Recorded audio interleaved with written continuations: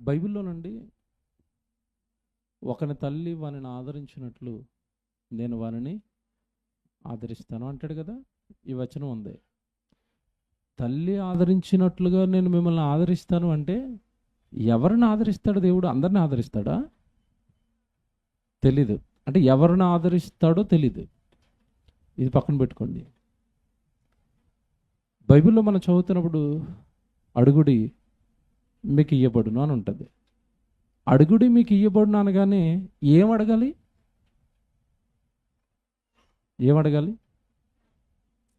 ఒక ఆవిడట మన పాస్టర్ గారు చెప్తున్నారు, రాత్రి 2 గంటలకు ఫోన్ చేసి పాస్టర్ గారు నిద్ర పట్టడం లేదు, ఏం చేయాలని అడుగుతుందట.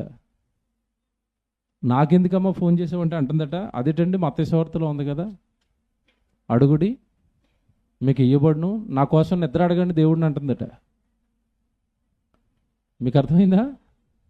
అంటే అడుగుడి మీకు ఇవ్వబడిన అంటే ఏం అడగాలో ఆయనే చెప్తాడు. అది వీళ్ళకి అనవసరం.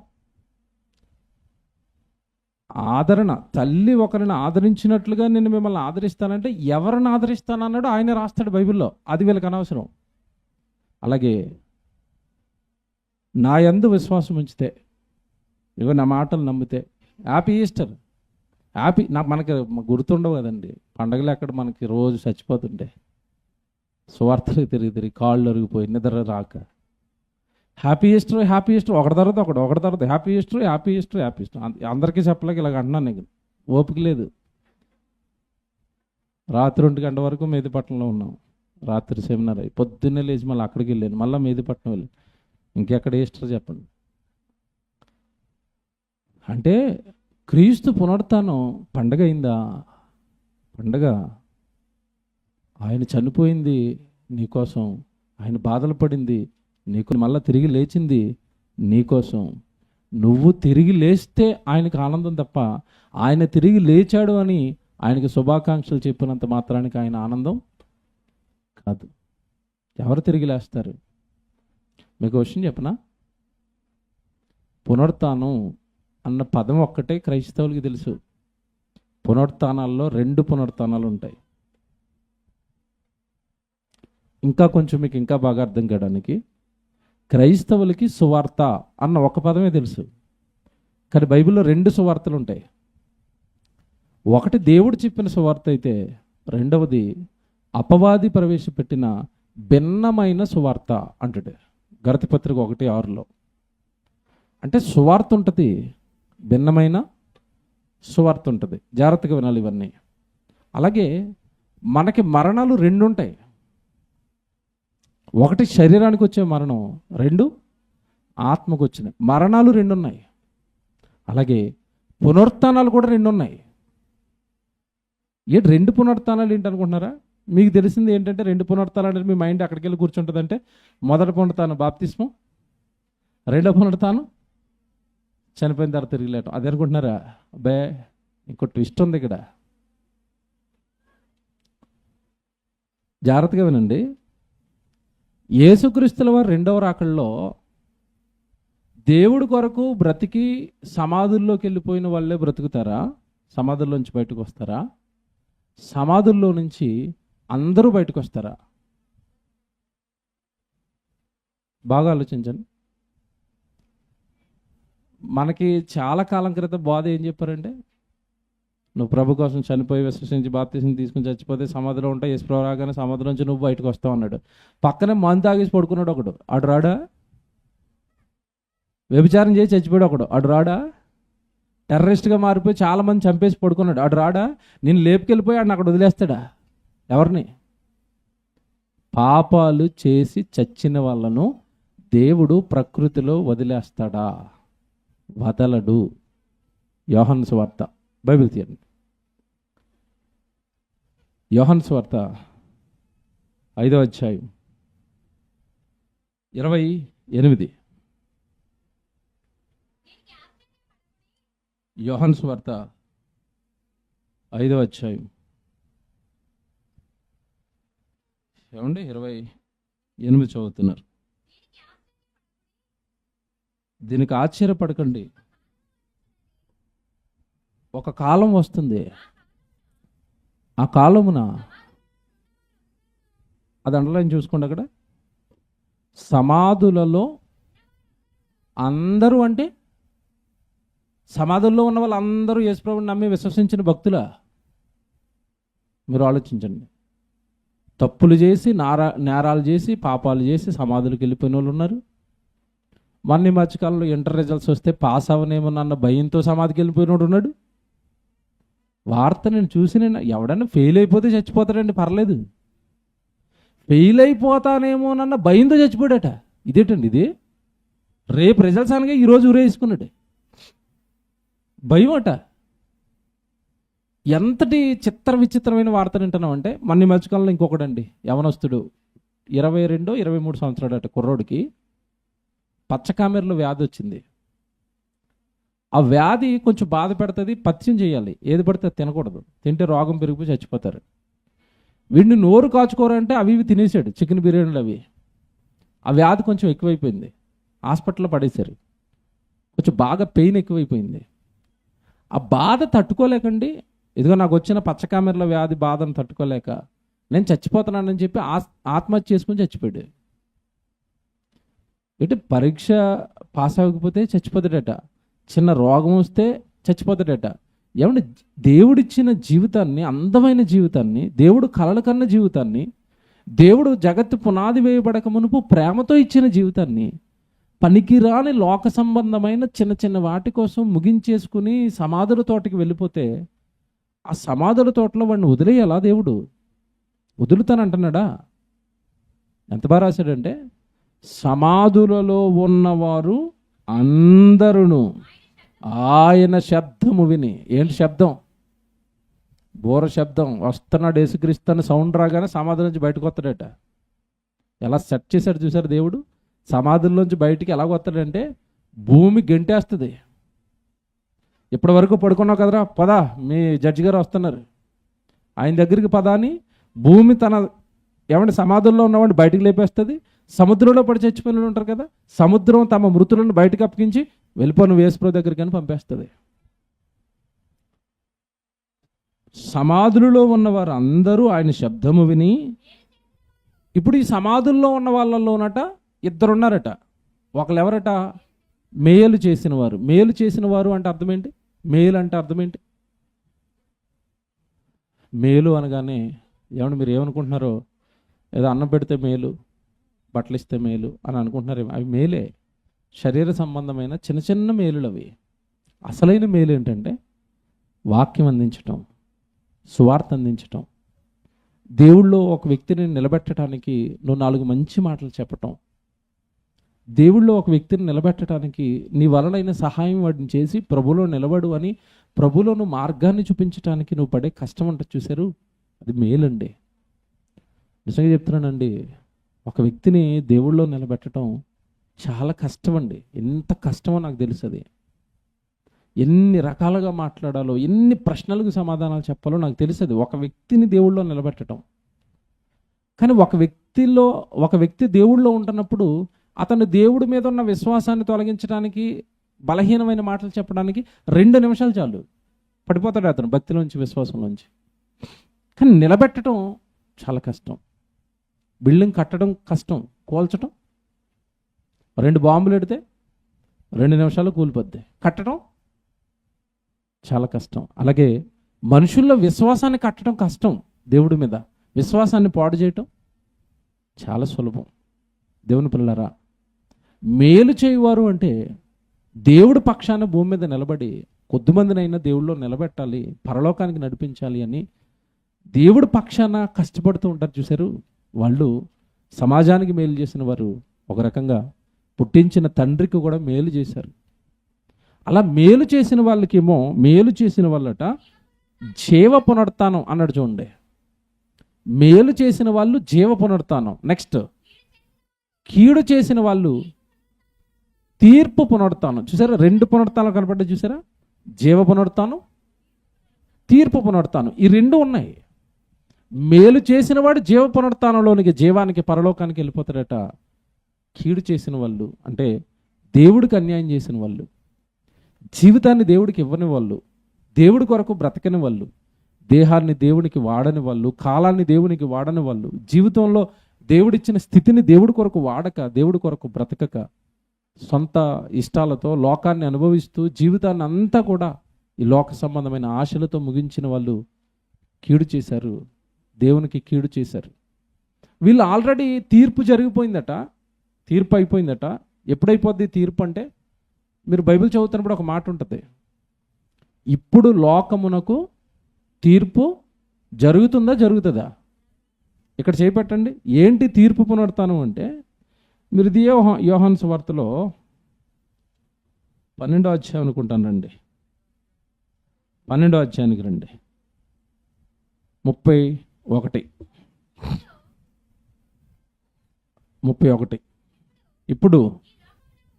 ఇప్పుడు ఈ లోకమునకు, చూసారా, ఇప్పుడు ఈ లోకమునకు తీర్పు జరుగుచున్నది. ఇప్పుడు ఈ లోకాధికారి, చూసారా, ఇప్పుడు ఈ లోకానికి ఏం జరుగుతుందట? ఎప్పుడు జరుగుతుంది తీర్పు? చాలామంది ఏమనుకుంటారంటే చచ్చిపోయిన తర్వాత తీర్పు అనుకుంటున్నారు. కాదట, తీర్పు ఎప్పుడు జరిగిపోతుందట? ఇప్పుడే. అదేంటండి ఇప్పుడు తీర్పు జరగటం ఏంటి? ఇప్పుడు ఎలా జరుగుతుంది తీర్పు అంటారా?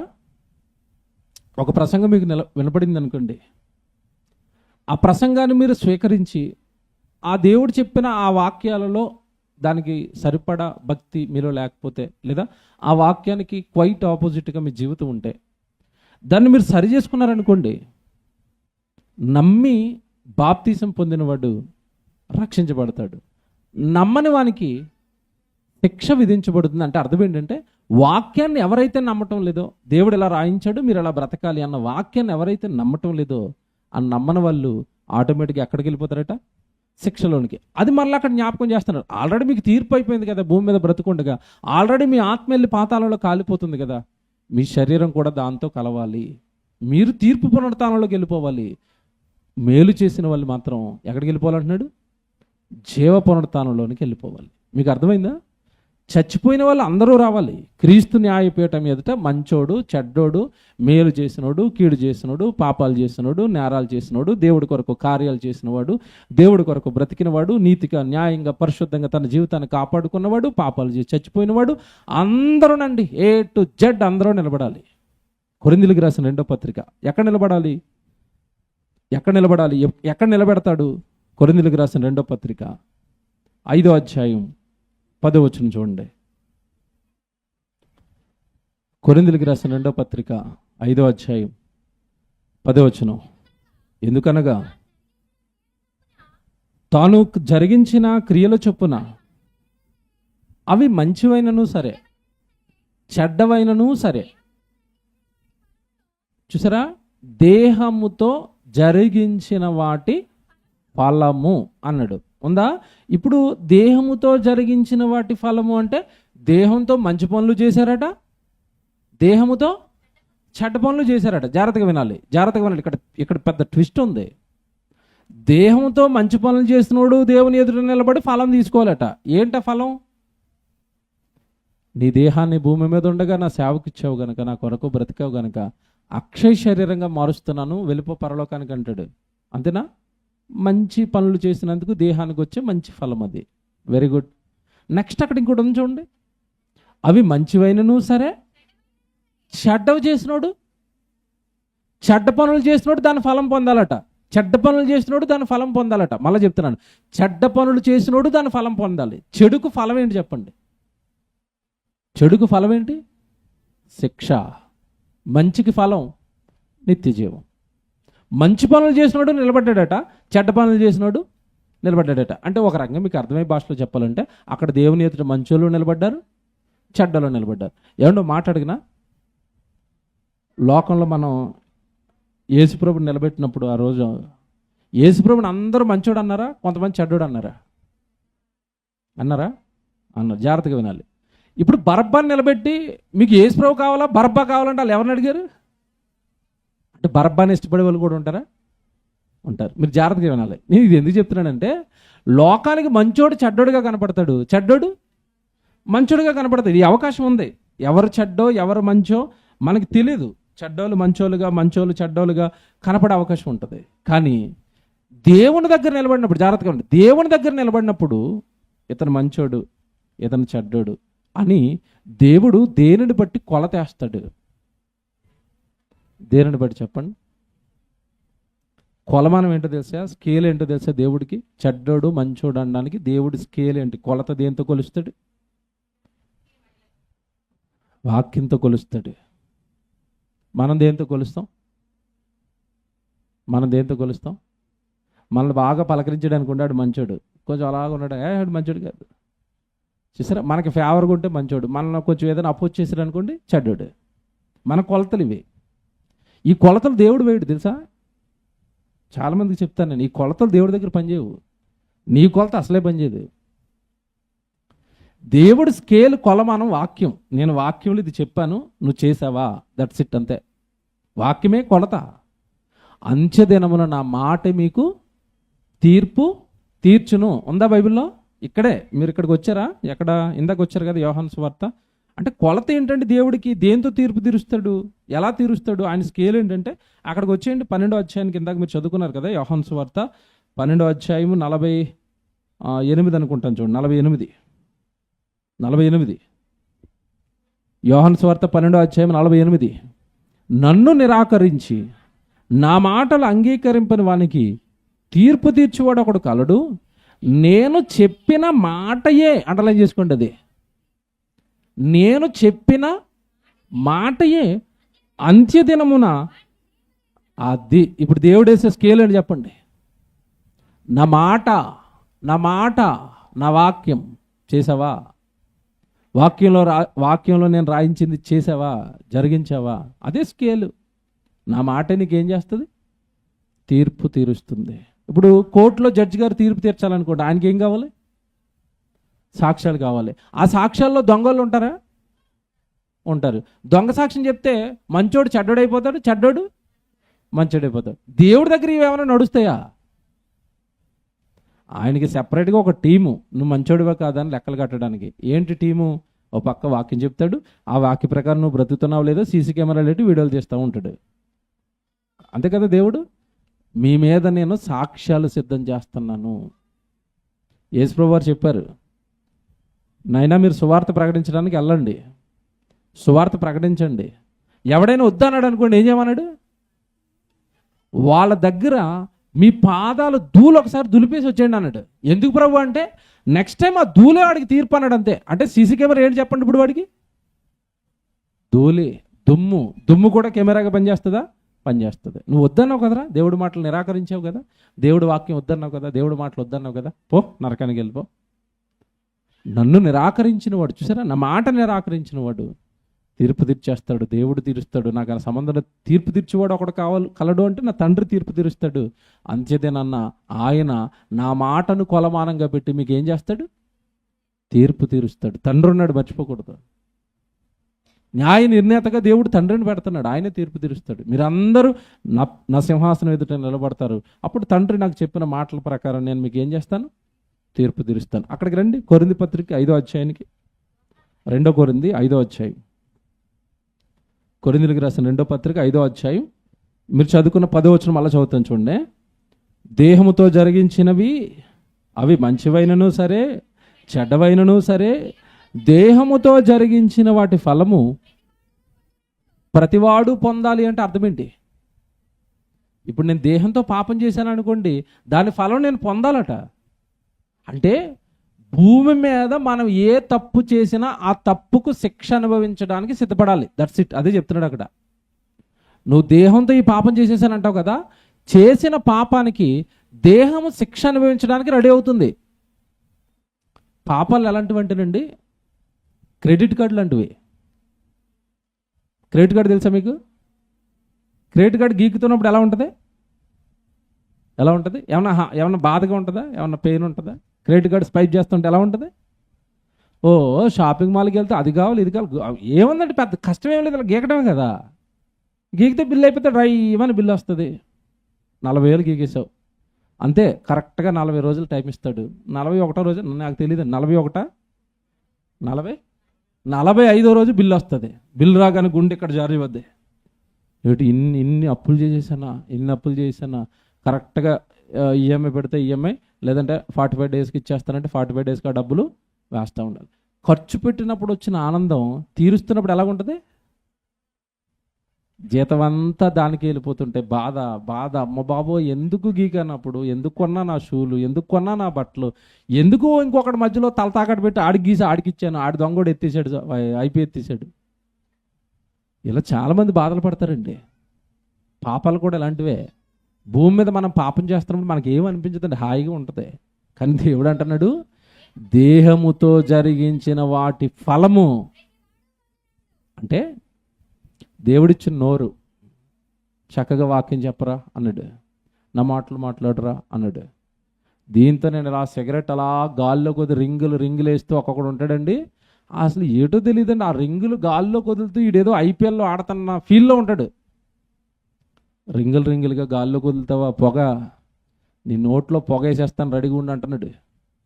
పొగ వేస్తాడా? నిత్యాగ్ని దండంలో వేసి కాలిపోతుంటే నోట్లోంచి వచ్చేది పొగ ఏంటి చెప్పండి. అప్పుడు అగ్గిలో కాలిపోతున్న వాడు నోట్లోంచి వచ్చే పొగ ఉంటుంది చూసారు, ఎగరా సిగరెట్లు కలిచేవా, వేస్తాను నీకు పొగ వేస్తాను రా. దేహముతో జరిగించిన వాటి ఫలం ప్రతి వాడు పొందాలి. వద్దురా మద్యం తాగొద్దురా, త్రాగుబోతుగా నీ ఆరోగ్యాన్ని పాడు చేసుకోవద్దురా అంటే, భూమి మీద ఉండగా తల్లి గర్భంలో కష్టపడి నేను దేహాన్ని కడితే ఆ కిడ్నీలు ఆ లివరు అన్ని తాగి పాడు చేసుకుంటావు రా. బాగా హాయిగా అనుభవించావు కదా భూమి మీద, తాగి మత్తుగా నిద్రపోయావు కదా, అంతకంటే మత్తుగా ఇస్తాను నేను అగ్గి దా. దేహముతో జరిగించిన ప్రతి వాటి ఫలం ఏం చేయాలి? ఏమంటే భయం వేయట్లేదండి మనుషులకి. దేహాన్ని పాడు చేసుకుంటున్న వాళ్ళని చూస్తే భయం వేస్తుంది నాకు. అయ్యో పాపం వీళ్ళకి తెలీదా, అయ్యో పాపం ఇంత బాధపడతారు తర్వాత అని బాధ వేయటం లేదా? నిజం చెప్తున్నానండి, కాలు, కన్ను, ముక్కు, నోరు, ఈ అవయవం ప్రతిదీ కూడా దేవుడి ఇష్ట ప్రకారం మన దేహంలోకి వచ్చాయి. ఆయన ఇష్ట ప్రకారం మన దేహంలో ఉంచిన ఏ అవయవాన్ని పాడు చేసినానండి దేవుడు ఊరుకోడండి. ఆ దేహము నా దేవాలయం, దాన్ని గనక నువ్వు పాడు చేస్తే నేను నిన్నేం చేస్తాను అన్నాడా బైబిల్లో? నా ఆలయాన్ని పాడు చేస్తే నేను నిన్నేం చేస్తాను? ఆలయం అంటే ఏంటి చెప్పండి? దేవుడు ఆలయం ఏది? దేహం అండి. అదే చెప్తున్నాడు ఇక్కడ, దేహముతో జరిగించినవి మంచివైనను సరే చెడ్డవైనను సరే వాటి ఫలం ఖచ్చితంగా నువ్వేం చేయాలి? పొందాలి.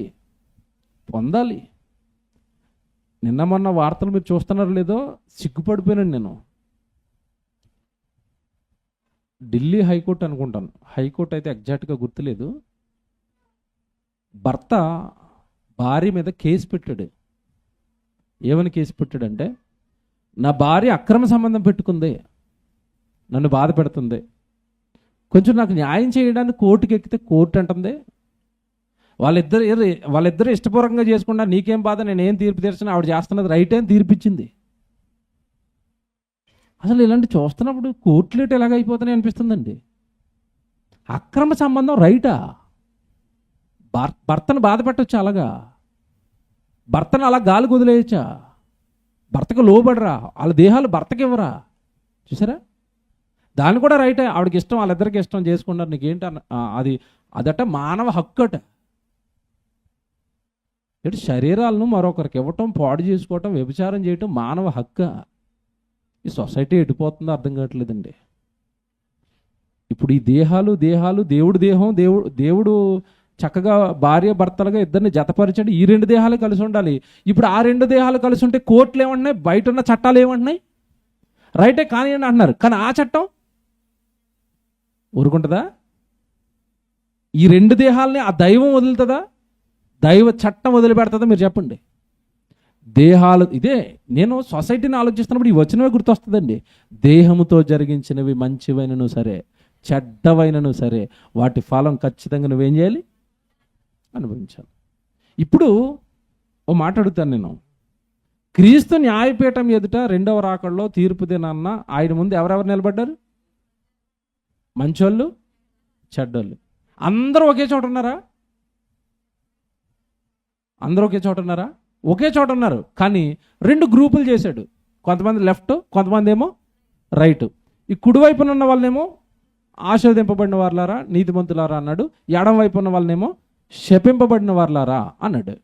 అంటే చచ్చిపోయిన వాళ్ళందరినీ రెండు గ్రూపులు చేశాడండి. మనుషులు ఎప్పుడు కూడా తప్పు చేస్తున్నప్పుడు, పాపం చేస్తున్నప్పుడు మనుషులకు తెలిసేటట్టుగా చేస్తారా, తెలియకుండా సీక్రెట్గా చేస్తారా? అంటే నా అనుభవం చెప్తున్నానండి. మనుషులు దేవుడికైనా భయపడరేమో కానీ మనిషికి భయపడతారు. వాళ్ళు నా గురించి చూస్తే ఏమనుకుంటారు, వీళ్ళు చూస్తే ఏమనుకుంటారండి, ఈడు అక్కడ నిలబడాలి కదా ఇలా చేతులు కట్టుకుని. చూడకూడదు ఎవరు? దేవుడు. ఆయన చూస్తున్నాడా లేదా? ఆయన కనపడ్డామా లేదా? కనపడిపోయాం.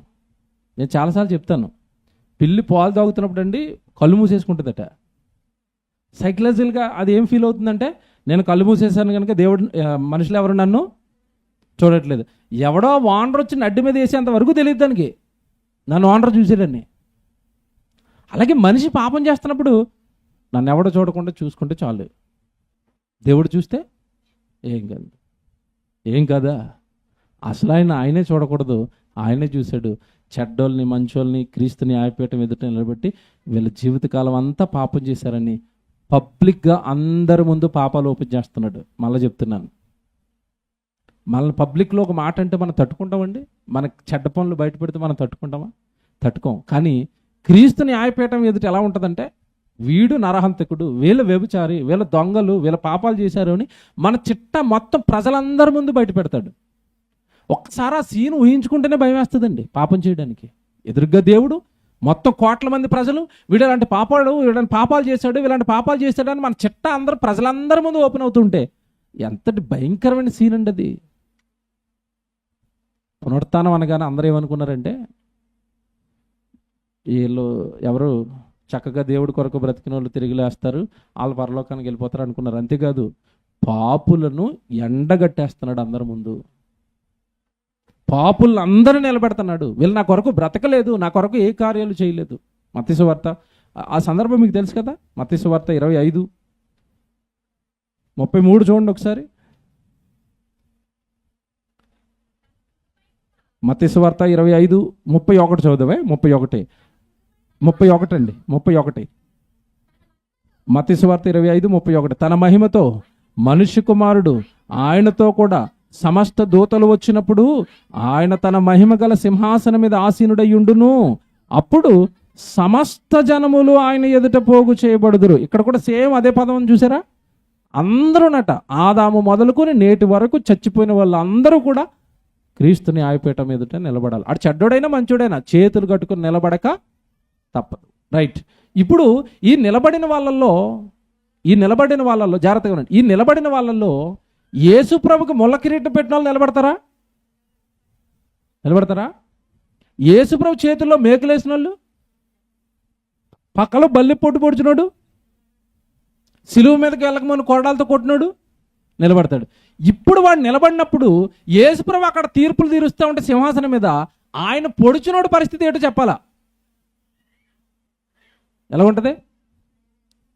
పోనీ ఆ ప్లేస్లో మీరే పొడి చేశారు అనుకుందాం, మీరే నిలబడ్డారు లైన్లో, 1 by 1 మీ నెంబరింగ్ వస్తుంది, ఇక మీరు లైన్లో ఉన్నారు. అప్పుడు ఎలాగుంటుంది పరిస్థితి? ఎలాగుంటుంది?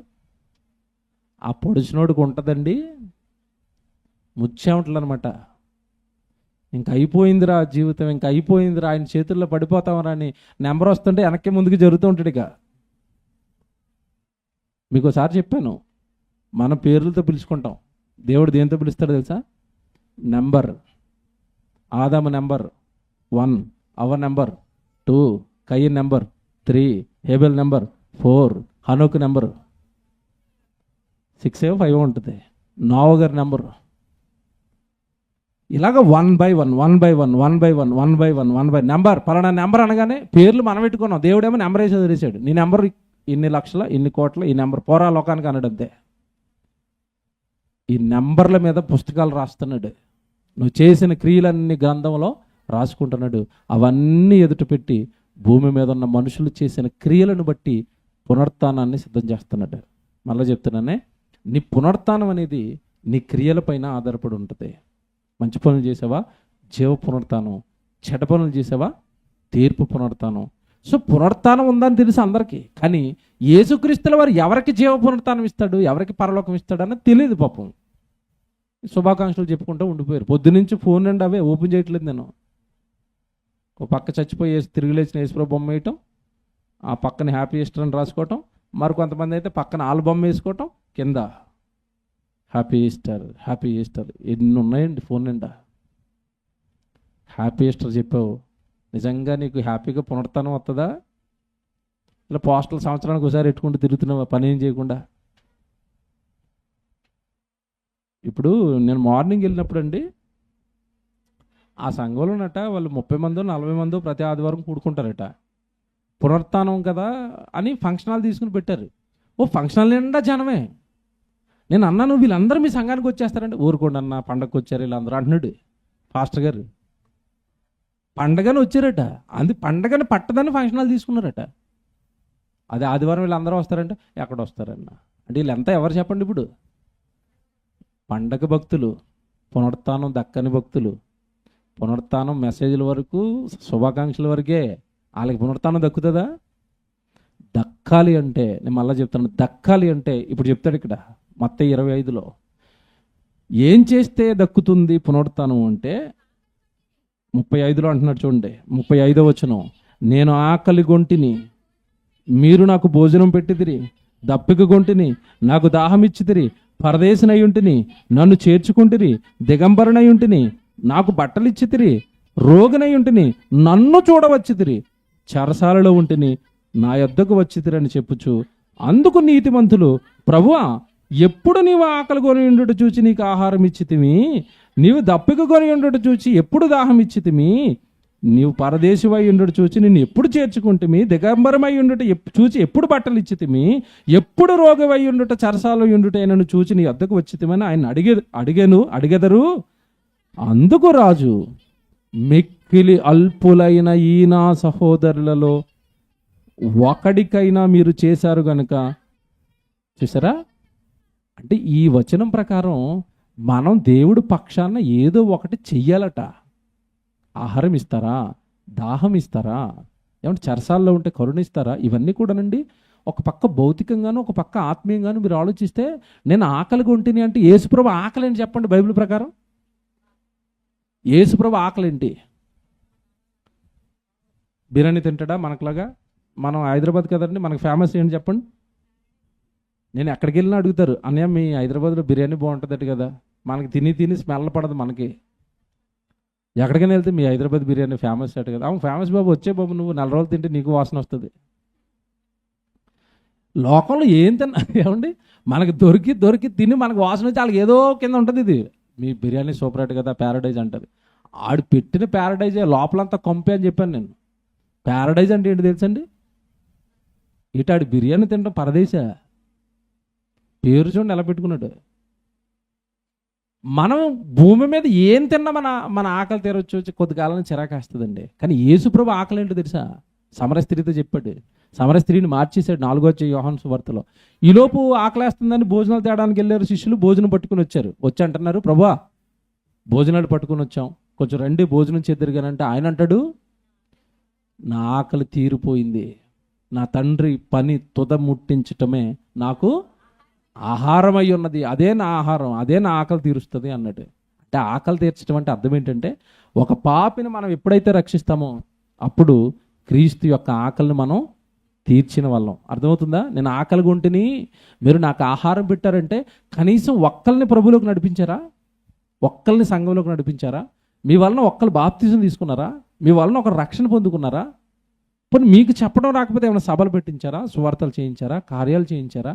ఒకటే ఆలోచించుకోండి, మీకు పునరుత్థానం కావాలా? ఆ నీతిమంతుల కుడి పక్కన వాళ్ళతో పాటు మీరు ఉండాలా? ఒకటే, నేను ఆకలిగా ఉంటిని, మీరు నాకేం పెట్టారు? ఏమండి, పాపులందరినీ చూసి దేవుడి కడుపు తరుక్కుపోతుంది. మీ గ్రామాల్లో ఉంటారు, మీ చుట్టుపక్కల ఉంటారు, మీకు తెలిసిన వాళ్ళు చాలామంది ఉంటారు. ఇప్పుడు నిత్యాగ్ని దండానికి వెళ్ళిపోతాడండి అలాగే చచ్చిపోతే. అది దేవుడు బాధ, అదే ఆకలి అంటున్నాడు. మీరు కొద్ది ఆకలినైనా తీర్చారా? ఒకళ్ళనైనా ప్రభువులో నిలబెట్టారా? నిలబెడితే ధైర్యంగా నిలబడవచ్చు. లాస్ట్ టైము ఇప్పుడు నేను చెప్పినట్టుగా గుర్తు, ఒక ఆవిడ ముంబైలోనండి చేపలు అమ్ముకుంటుందట. ఒక ఆవిడ తట్లో చేపలు పెట్టుకుని ఇంటింటికి వెళ్ళి చేపలు అమ్ముకుంటుందట. అసలు ఆ వృత్తి ఆవిడ ఎందుకు ఎన్నుకుందంటే, చేపలు అమ్ముతూ సువార్త చెప్పడానికి వృత్తి ఎన్నుకుందట. వృద్ధురాలండి. అలాగ నెత్తి మీద ఏమంటే చేపలు పెట్టుకుని ఇంటింటికి వెళ్ళి చేపలు అమ్ముతూ 800 మందిని సంఘానికి నడిపించిందట. 800. అసలు విన్న తర్వాత నాకు భయం వేసిందండి. మృతుల పునరుత్థానంలో ముంబైలో చేపలు అమ్మిన ఆవిడ నీకు ముందు నిలబడింది. నీ ముందు నెంబర్ ఆవిడదనమాట. యేసు సింహాసనం మీద ఉన్నాడు. ప్రవేశపెట్టండి అనగానే, అయ్యా అమ్మ ఏం చేసావు భూమి మీద? చేపలు అమ్ముకుంటూ ఒక 800 మందిని రక్షించాడు. వెరీ గుడ్, వెళ్ళిపోండి అంటాడు. నెక్స్ట్ లైన్లో నువ్వే ఉన్నావు వెనకాల, నెక్స్ట్ నెంబర్ నీదే. నీ నెంబర్ ఎంత అన్నాడు అనుకోండి, మనం ఏం చెప్తాం చెప్పండి? మేము ఆదివారం గుడికి వెళ్ళి రావడం తప్ప ఇలాంటి సువార్తలు, పాపుల రక్షణ అస్సలు మా చెవిలోకి వెళ్ళేవి, కానీ ఎప్పుడో హృదయంలోకి మాత్రం ఇది. ఈ వాక్యాలు తెలియదండి. సర్వలోకానికి వెళ్ళి సర్వసృష్టికి సువార్త ప్రకటించండి అన్న వాక్యం క్రైస్తవులకి తెలీదా? తెలుసు. కానీ ఆ వాక్యానికి ఏమైపోతారో తెలుసా? అవిధేయత. నేనెందుకు చేయాలి, నాకేం పట్టింది? ప్రభు త్యాగాన్ని పట్టించుకోవా?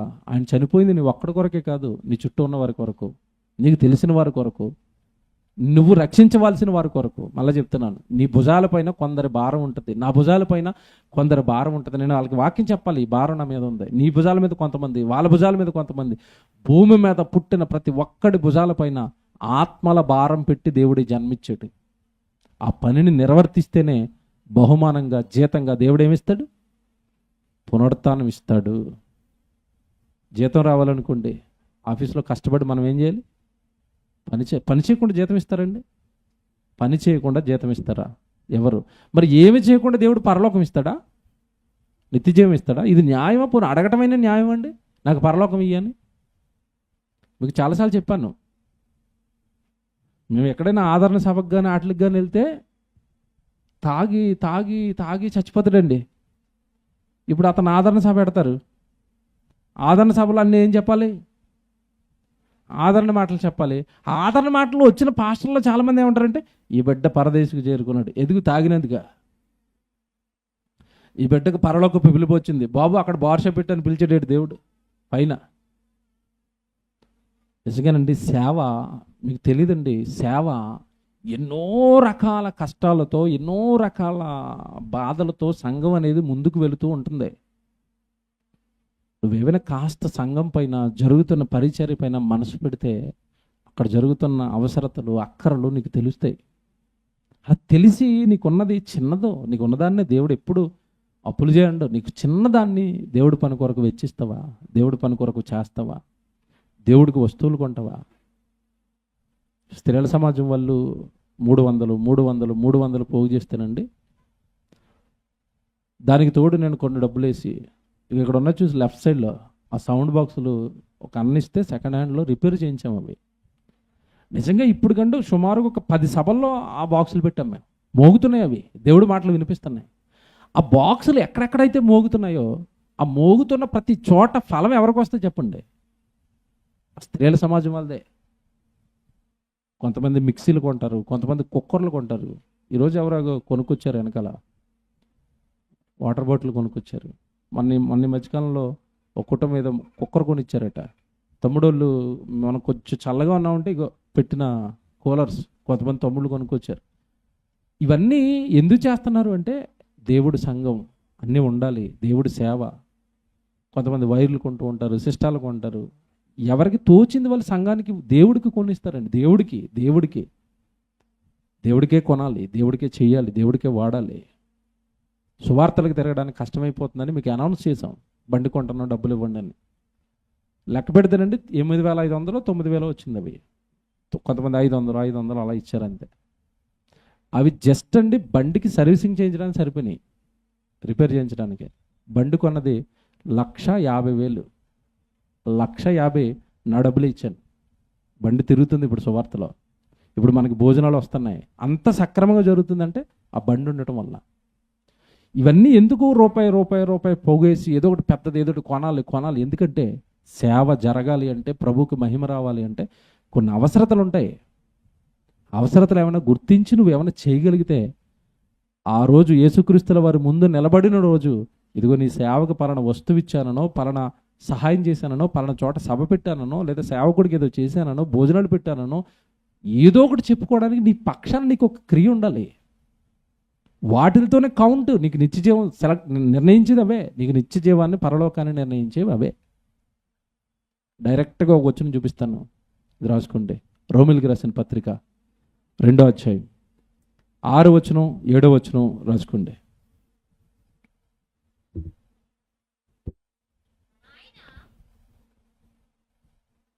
రోమపత్రిక 2వ అధ్యాయం 6వ వచనం 7వ వచనం. ఆయన ప్రతి వానికి,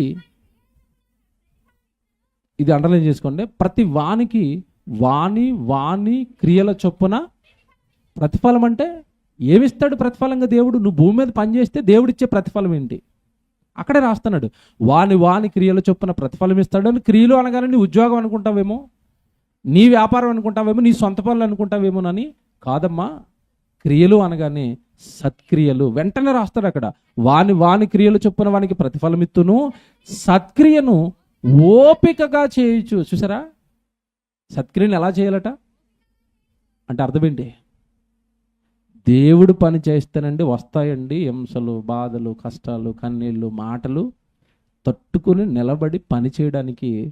దేవుడు పని చేస్తున్న వాడికి ముందు ఉండవలసింది ఓపిక, ఓర్పు. అది లేనప్పుడు ఎక్కువ కాలం దేవుడి పనిలో నిలబడరు, అలా లేసి అలా పడిపోతూ ఉంటారు. ఇంట్లో పని చేయాలంటేనే ఓపిక ఉండాలి. స్త్రీలకి ఎంత ఓపిక అండి! ఓ రోజు ఇంట్లో పని అంతా ఒక పురుషుని చేయమనండి, అవదు. దండం పెట్టేస్తాడు ఒక్కరోజుకి. అమ్మ ఎలా చేస్తున్నావో అంటాడు. వాళ్ళకు ఓపిక.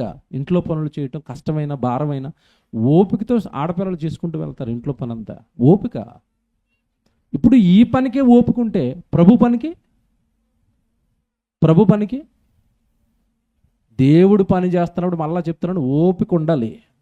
ఊరకే అలగటం, ఊరకే చిరాకు పట్టడం, ఊరకే కోప్పడిపోవటం నీకు ఏమర్థమయ్యాడు? దేవుడు విసుక్కుంటా దేవుడు పని చేస్తున్నావా? అసలు ఫలమే ఉండదు నీకు. చేయటం మానేయటం బెటర్. విసుక్కుంటూ చేయకూడదు. ఎప్పుడు గొడవాడుకుంటూ ఏదో బాధపడుతూ భారం ఏదో మోస్తున్నట్టుగా ఫీల్ అవుతూ దేవుడు పని చేయకూడదు. దేవుడి పని ఎలా చేయాలో తెలుసా? ఉల్లాసంగా, సంతోషంగా, ఆనందంగా. నా తండ్రి కొరకు పడుతున్న కష్టం, నా తండ్రి కొరకు దక్కిన భాగ్యం ఇది అని నిజంగా ఆ కష్టాన్ని, ఆ భారాన్ని, తండ్రి ఇంత భారం నా మీద వేసి స్తోత్రాడు, ఇంత బాగా నన్ను నమ్మావు అని ఆనందంతో దేవుడు పని చేయాలి తప్ప బాధపడుతూ విసుక్కుంటూ ఎప్పుడు దేవుని పని అనేది చేయకూడదు. ఎందుకంటే సనుగుళ్ళు దేవుడికి అసలే నచ్చవు. అక్కడ ఎంత బాగా రాస్తున్నాడంటే సత్క్రియను ఓపిక. నీకు దేవుడి పనులు ఓపిక ఉండాలి. విసుగొచ్చిందంటే ఆ రోజు నీకు ఇంటి పెడతాడు దేవుడు. నీ పనులు భరిస్తావు, నీ సొంత పనులు మీద వేసుకుని చేస్తావు. దేవుడి పని దగ్గరికి వచ్చేసరికి ఎందుకు ఉండటం లేదు? ఓపిక. సత్క్రియను ఓపికగా చేయుచు మహిమను, ఘనతను, అక్షయతను ఎవరైతే వెతుకుతారో వాళ్ళకే పునరుత్థానం. నిత్యజీవం అంటే ఏంటి? పునరుత్థానం. ఎంత బాగుంది చూసారా? పునరుత్థానం ఎవరికి? ఇప్పుడు సత్క్రియను ఓపికగా చేయాలి. నెక్స్ట్ ఏం వెతకాలట? ఏమండి, దేవుడు పని చేస్తున్నప్పుడు చాలామంది ఏం వెతుకుతారంటే నేను 10,000 ఇచ్చాను కదా మీటింగ్కి, దేవుడి తర్వాత నాకు ₹1,00,000 ఇస్తాడా? వెతుకుతున్నావు. నేను దేవుడికి ₹1,000 ఇచ్చాను కదా, ప్రతిఫలంగా దేవుడు నాకు ఒక 5,000 అకౌంట్లో వేస్తాడా? బయట జరిగే బోధనని ఇవేనండి, దొంగ బోధలు ఇవి. వేయడండి దేవుడు. నీ వల్ల అయింది నువ్వు దేవుడికి చెయ్యి. ప్రతిఫలంగా దేవుడు ఇవ్వబోయేది ఏంటంటే నిత్యరాజ్యం, మహాలోకం, పరలోకం. అదే చెప్తున్నాడు అక్కడ. నువ్వు సత్క్రియను ఓపికగా చేయుచు, నేను పనిచేశాను కదా, నాకు దేవుడు ఏమిస్తాడు జీతంగా అంటే నెక్స్ట్ అదే చెప్తున్నాడు. నువ్వేం వెతకాలి అంటే మహిమ. చూసారా? మహిమాలోకం. నెక్స్ట్ దేవుడు నీకు ఇవ్వబోయే ఘనత. పరలోక రాజ్యాన్ని స్వతంత్రించుకోండి అంటే అది ఘనత.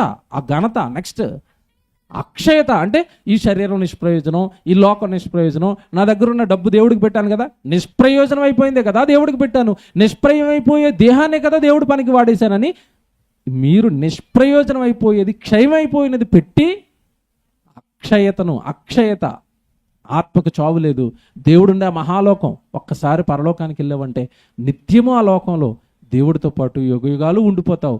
ఆ అక్షయతను నువ్వు వెతకాలి. చూసారా అలా ఎంత క్లియర్గా రాశాడు? చూసారా బైబిల్లో? దేవుడు పని చేస్తున్న వాళ్ళు ఏం వెతకాలి? పేరు వెతుక్కోవాలా? మేము దేవుడు పని చేస్తున్నాం కనుక మాకు చప్పట్లు కొట్టండి, మేము దేవుడు పని చేస్తున్నాం కనుక మాకు ఘనత ఇవ్వండి, ఇవే లోకంలో ఎత్తుకుంటున్నావా? దేవుడు పని చేస్తున్నవాడు మహిమ వెతుక్కోవాలి. ఈ పని చేస్తున్నాను కనుక నేను మహిమ లోకానికి వెళ్తాను, ఈ పని చేస్తున్నాను కనుక మహిమ. నెక్స్ట్ ఘనత. ఎవరివ్వాలి ఘనత? ఏంట ఘనత? పరలోక రాజ్యం. ఎప్పుడు కూడానండి మనుషుల వలన మనం పొగిడింపబడాలి, మనుషులు మనల్ని పొగడాలి, మనుషులు మనకి చప్పట్లు కొట్టాలి అని అనుకున్నావా? నీ భక్తి డేంజర్లో పడ్డట్టే. రహస్యమందు చూచుచున్న నీ తండ్రి నీకేమిస్తాడు? ప్రతిఫలం ఇస్తాడు. ఆయన చూస్తున్నాడు, ఆయన చూస్తున్నాడు, ఆయన చూస్తున్నాడు, ఆయనకి చేస్తున్నాను. That's it.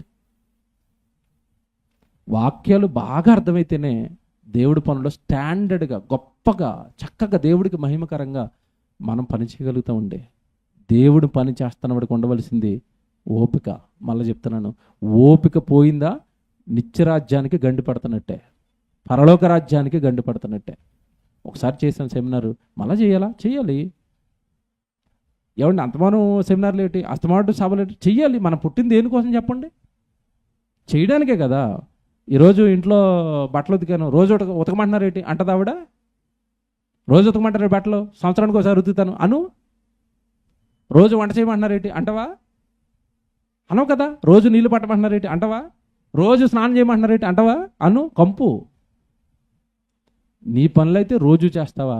దేవుడిది ఎప్పుడూనట సంవత్సరానికి ఒకసారట.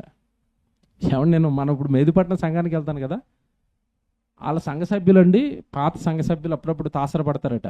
తాసరపడి, మీరు అన్ని కార్యక్రమాలు ఎలా చేస్తున్నారా, మీకు ఏమైనా అమెరికా ఫండ్ ఇప్పిస్తున్నాడా సీనన్న అడుగుతారట. వీళ్ళు అన్నారట, మాకెక్కడ ఫండ్ రాదురా, మేమే నెల 2000 వేసుకుంటామంటే, ఏంటి ప్రతి నెల 2000 వేస్తున్నారా, మేము సంవత్సరానికి 1500 ఇవ్వడానికి బోర్డు గొడవలు ఆడుతున్నాం చర్చిలో అన్నారట. సంవత్సరానికి ఎంత ఇస్తారట? సంవత్సరానికి 1500 ఇచ్చి ఏ పేరు రాలేదని గొడవ ఆడతారట స్టేజ్ మీద చెప్పబోతే. ఎంత పెద్ద భక్తులండి. అప్పుడు అనిపించింది, వీళ్ళ కోసమే రోమా 2:6 రాయించాడు. కనుక సత్క్రియలు చేసిన వాడికే నిత్య జీవం. మర్చిపోకండి. ప్రార్థన చేసుకుందాం.